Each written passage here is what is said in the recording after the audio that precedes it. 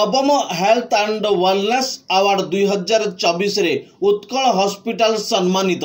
नमस्कार दर्शक, Zee TV Bharat Odia news channel को आपण मानकु स्वागत करूछि। मो रामदास चैनल को सब्सक्राइब करनथिले सब्सक्राइब करंतु, खबर टी को शेष जाय देखंतु, आवश्यक स्थले अन्य को शेयर करंतु।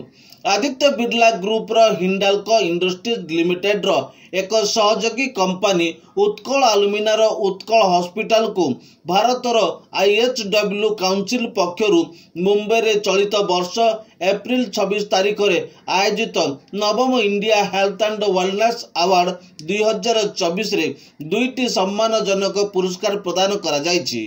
उत्कल हॉस्पिटल पक्षर डॉक्टर अरिंदम रॉय चौधरी एवं टीम गर्वर सहित स्वास्थ्य सेवा जगाणकारी ब्रांड हॉस्पिटल वर्गरे अण मेट्रो रौप्य पुरस्कार एवं वर्ष रे जनस्वास्थ्य वर्गरे ब्रंज पुरस्कार महाराष्ट्र विधान परिषद डेप्यूटी चेयरपर्सन श्रीमती नीलम गोरे को निकटरू ग्रहण करथिले। एही सम्मान शीर्ष मानर स्वास्थ्य सेवा जगाण एवं जनसाधारण कल्याण निमंते नवोन्मेषी जनस्वास्थ्य प्रयास समूह को आगे नेबारे कंपनी एकनिष्ठ उत्सर्गीकृत भाव को प्रदर्शित करुछि।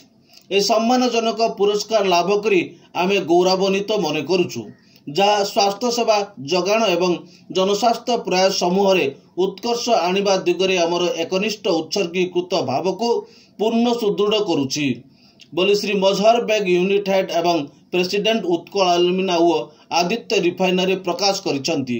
ए सम्मान उत्कल हॉस्पिटल रे थिबा आमर समुदाय टीम रो निर्लस प्रयास एवं उत्सर्गीकृत भावर निदर्शन होइछि।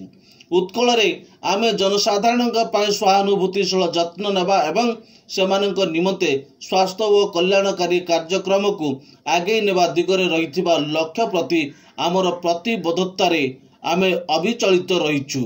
उत्कल अलुमिना एही समस्त सफलता हासिल करने सहित यह निरंतर भाव में अनन्य स्वास्थ्य सेवा जगाइबा एवं समाजर कल्याण निमंते दिगरे अवदान रखा यार लक्ष्य रे एकनिष्ठ रही।